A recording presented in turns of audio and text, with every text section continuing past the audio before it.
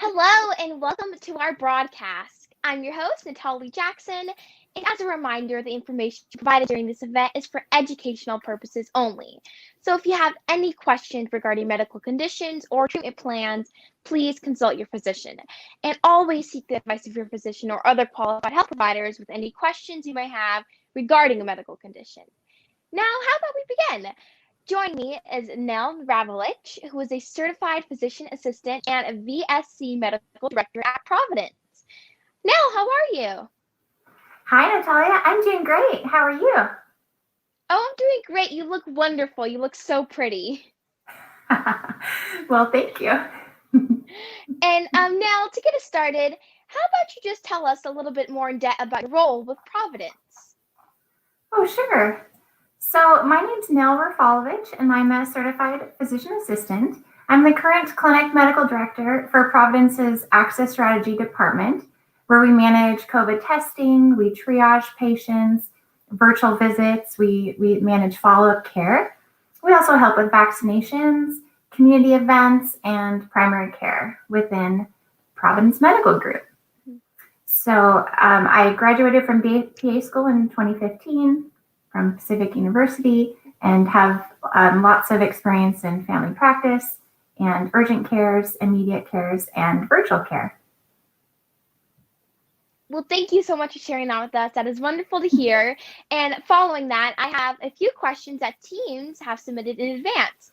So to start us off, our first question is, if kids have had COVID, should they still get vaccinated?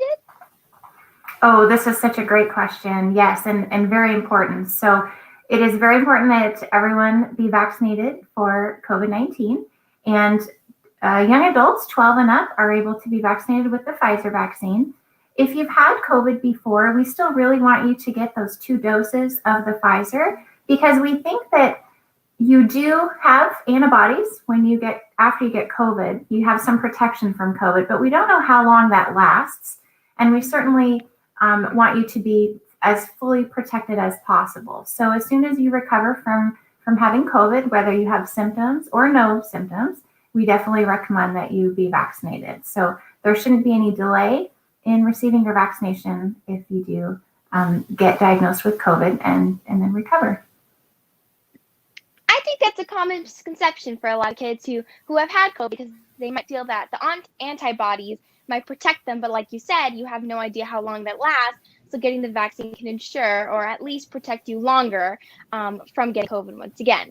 And also along with that, are the side effects the same at any age? Oh, that's a very good question as well. So if you have heard that some younger folks may have more severe side effects from the vaccine, it really is dependent upon how the immune system reacts. So if you have a strong immune system, and some people may think that you may have stronger side effects, but it's really just your immune system doing its job of producing those antibodies. So you never know who may be more affected from the immune system's response to the vaccine, but it shouldn't last more than a couple of days. And most people, if they have any symptoms, it's really just maybe fatigue, maybe a little sore arm. Sometimes people have a headache or just kind of body aches in general, but it shouldn't last more than a couple of days. And then other people don't have any effects at all. And so we just don't know, and we have no way to measure that, or no way to predict who may have these effects. But it's definitely worth it and definitely better than having COVID infection. Yes, definitely better. Luckily, I think I was the lucky one. I didn't have any side effects, so I think, like you mentioned, it's different for everybody. And along with that, are the vaccines for kids different from the ones for adults? So no, it's the exact same dose of Pfizer from the 12 and up. And I think right now the clinical trials for the vaccines for the younger folks and children is that they are going to have to figure out which dosing is appropriate, and then also making sure that those trials are having great results. So they are very busy at work maintaining safety and really figuring out those guidelines. But currently, the first dose and the second dose for anyone age 12 and up for Pfizer, it's the same amount, and it's the same it's the same dose, so it's really no different, and there's a wide range of safety there for weight and ages 12 and up. Like you said, there's a lot of aspects that go into getting the vaccine, a lot of testing, and like you said, they're always at work to make sure and ensure that it's the safest thing for everyone out there. And do the kids really need the vaccine? Because it's mostly older people and those with pre-existing conditions who get COVID the worst, correct? Well, there's something called herd immunity, where the more people in a group that are vaccinated, then we help protect those who are most vulnerable. So we want everyone in the family who are 12 years and up to be vaccinated to help protect younger folks in the family, for example. Mm-hmm. And children do get severe reactions to COVID in some cases, or some children across the country, we are seeing some increased hospitalizations. And it is not as common to be hospitalized if you're younger and healthier, but they do have there's a very serious immune response that can happen if you get COVID. And so some of those children do have to be hospitalized. So for the protection of everyone in the family, along with our children, please, everyone get vaccinated 12 and up.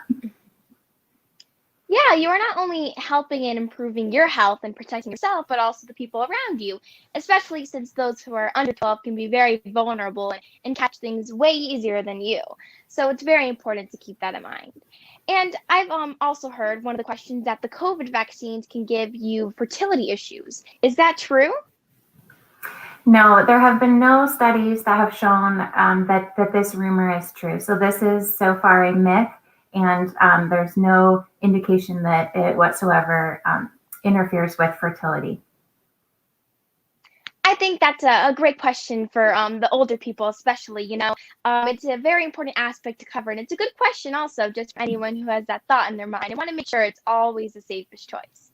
And do the vaccine interfere in any way with hormones? Yes. Now I've seen this question, and I've seen some people who may have menstrual changes after the vaccine, and there's nothing that directly links the vaccine to changes in the menstrual cycle. However, it is important to note that there are cells in the uterus lining that are part of the immune system. And menstrual cycles are very reactive to what's going on in the body with stress or any kind of hormonal changes there. So we think that maybe the changes in cortisol that can be brought on from an immune reaction from the COVID vaccine, there may be something there with the changes in menstrual cycle. But it's very, very rare, and there's no harm in this. But this is the body just reacting to having the vaccine in some cases. But again, no studies directly link the vaccine itself to changes in the menstrual cycle for women. Well, that's great to hear. And to continue, some kids actually might be scared of the vaccine because they have allergies. Do you think they should be?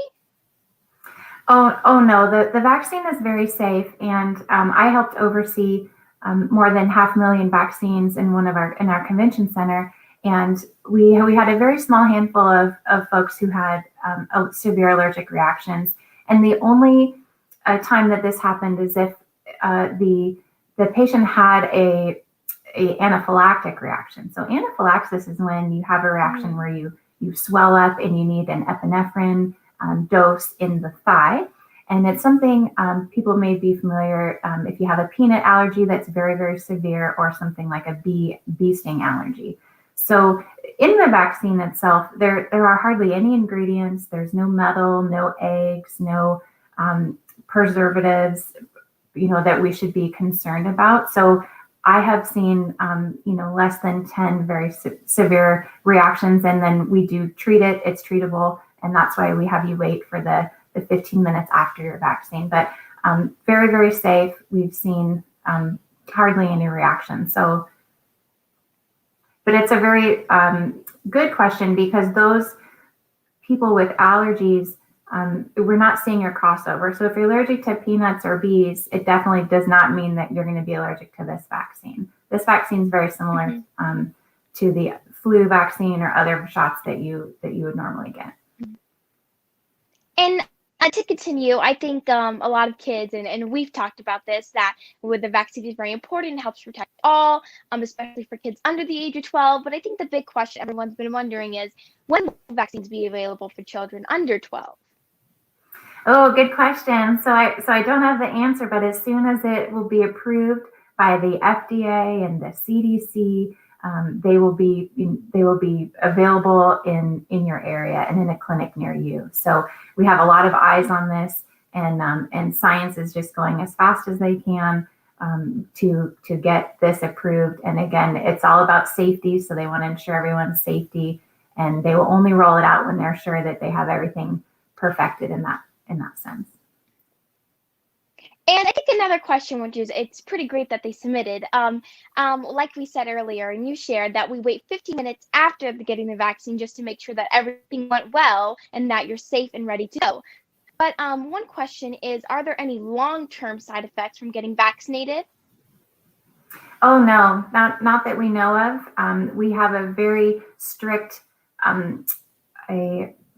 a very strict protocol with following people who've been vaccinated. And so we do have a nationwide bank, kind of information bank, where people would submit things that have happened and they are reviewed. So there are no long-term negative effects whatsoever of the vaccine that we know of. I certainly haven't heard of any. So definitely nothing to be concerned about. I think that's a huge aspect of getting people's decision that they want to get vaccinated, especially if they're still wondering. I think it lifts some weight off of them knowing that they're safe in the long run and just staying safer overall. And we've talked about how long will the vaccines last? So we know that they last at least quite a few months. We are looking at if you need a third vaccine, maybe this fall or winter. Some people have said that we think it may last a year. So we're not sure. We're being more conservative, I think, because this is COVID and we want to keep everyone safe. So right now, it has been approved that people with immunocompromised situations, that they are able to receive a third dose to help, because their immune systems started off not as strong. And so I do think that this will open up maybe in the fall for where there's a third vaccine that is encouraged for those of us who have already had two, just to make sure that we stay at that high and very effective level of efficacy for our antibodies. Well, now that we've informed ourselves and we've answered the questions and we learned what's best for us, what are some ways that I could talk to my friends about getting vaccinated? Oh, this is a great conversation to have with your friends. And I think it's very important that we always speak with respect and with as much factual information that we have. I think that there are a lot of opinions out there. We definitely need to respect everyone's background and their concerns. And then just look to science, have them speak with their medical provider if they have very specific concerns. But in general, I think we need to look to the science for the answers. And this vaccine is very safe. It's widespread. We are so lucky to have it available to those 12 and up to keep everyone safe. So I think just to have that, to have the dialogue and the respect go along with it, I think is really great. And lastly, to end us off, is there anything else that you might think might be helpful for kids and teens to know that has not been covered by these questions? Well, I think it's very important to know that we are all in this together. We can all help affect the greater good by keeping everyone safe. So vaccines are a big part of this, but wearing masks whenever we are within 6 feet of other people can help give that added protection, because we do know that it's mostly spread airborne. So even that, a cloth mask, any kind of facial covering can really help reduce the spread of this. So just remembering the general precautions that we've talked about all along. So wearing a face covering, making sure we're washing our hands really well, staying home when we're sick, or just if we don't feel well, and just trying to have the space between us, and hopefully we'll get through this surge quickly. Yes. Thank you so much, Neal, for joining us today. And to everyone listening and sending your questions, they were great questions, and it was super important to cover them. So thank you so much for sharing that with us. And to learn more even about our initiatives and programs and services, or if you need medical advice, please visit at providence.org. And make sure to follow Providence on all social medias at Providence on Twitter and in the Providence Health System on my Instagram, Facebook, and LinkedIn to learn more. So thank you once again, Nell, and thank you everybody for watching.